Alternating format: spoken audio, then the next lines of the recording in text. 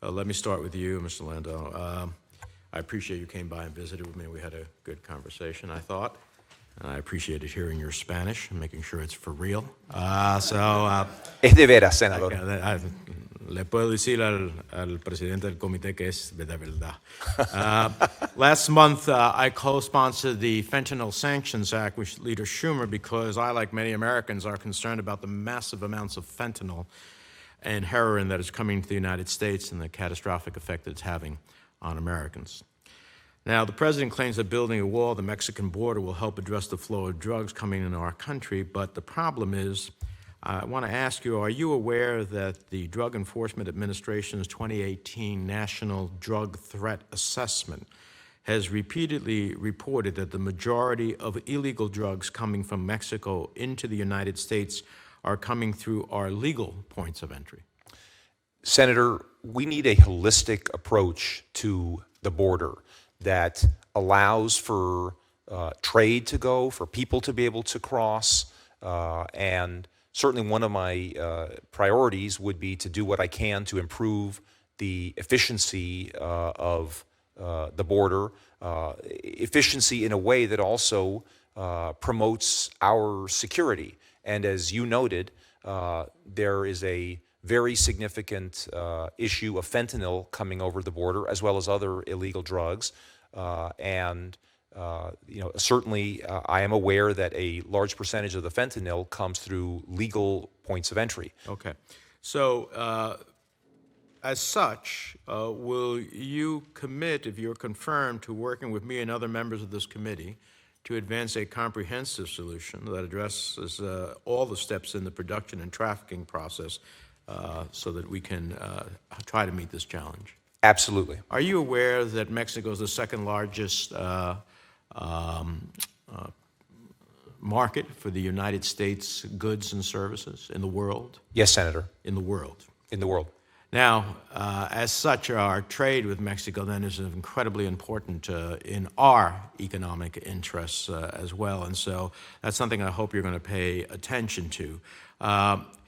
A group of Democratic colleagues and I introduced the Central American Reform and Enforcement Act, which proposes, I think, responsible solutions to address the root causes driving individuals to flee their home countries and to strengthen our own mechanisms to ensure fairness and efficiency for those who do reach our border.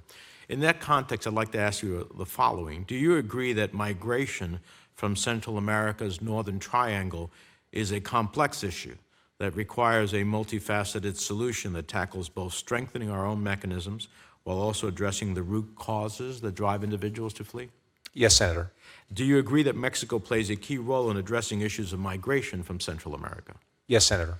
President Lopez Obrador has expressed an interest in working with the United States to address the root causes driving migration from Central America. Will you work with our partners in Mexico on these issues? Absolutely, Senator. Okay. Now, I am concerned about the confidence gap that exists. You and I discussed this a little bit. In the poll last year by the Pew Research Center, an overwhelming majority of respondents in Mexico, 78% in fact, said they had no confidence at all with reference to what the administration would do when it comes to global affairs. And negative views like this only increase the political cost for Mexican officials to work closely with the United States on a wide range of policies, which we need them to work with us. How do you plan to address this confidence gap, and how will you convince Mexican officials to cooperate with you and U.S. counterparts when you have this environment in which you're walking into?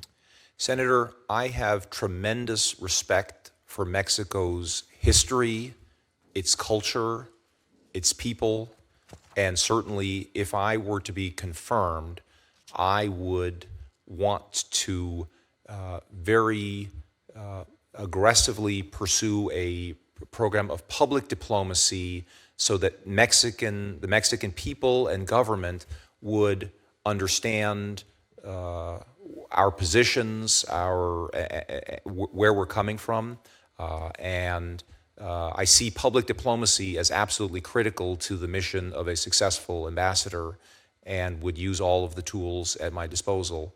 And certainly My family and I can't think of anything we would rather do than enjoy living in Mexico and experiencing the country and the hospitality of the Mexican people. And lastly, will you commit to myself and to the committee that if you are confirmed that you will, when called upon, give honest and accurate information about circumstances in Mexico when you are called upon to do so, and work with us when we have some legislative ideas to get your perspectives on it? Absolutely, Senator, and I look forward, if confirmed, to welcoming you and other members of this committee to Mexico.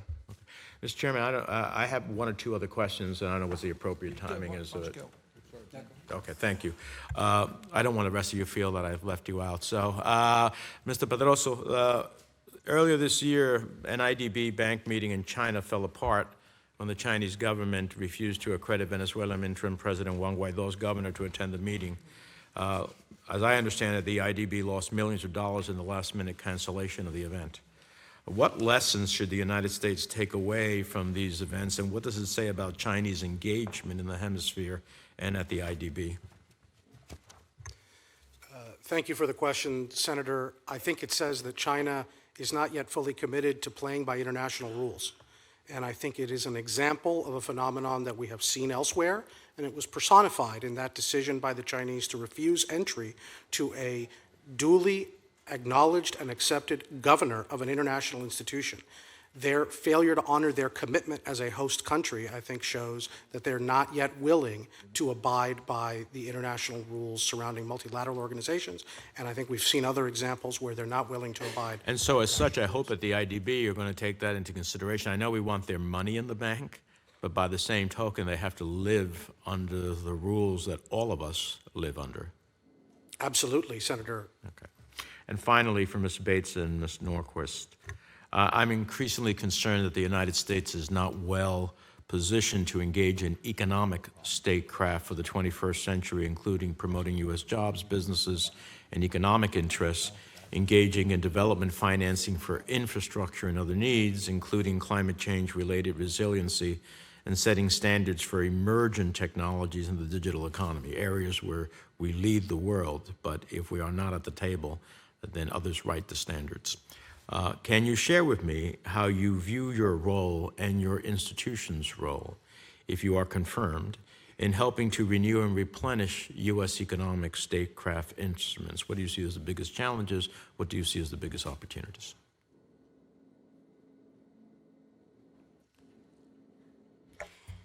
Thank you, Senator, for that question. Economic statecraft, as previously defined and as will be defined, as I'm sure in ongoing conversations, is extremely important.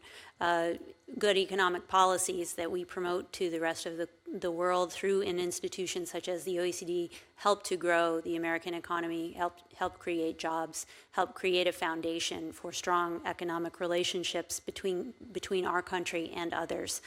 I look forward to working with the committee in that capacity to look for new ways, as well as to work within the institution, if confirmed, to define the goals that would be appropriate, as I said, in conversation with the committee for economic statecraft. Within the mission itself, I think there are a number of tools. There are a number of committees within the OECD where we can promote U.S. views on the best practices and best approaches to foster an environment that creates sustainable economic growth.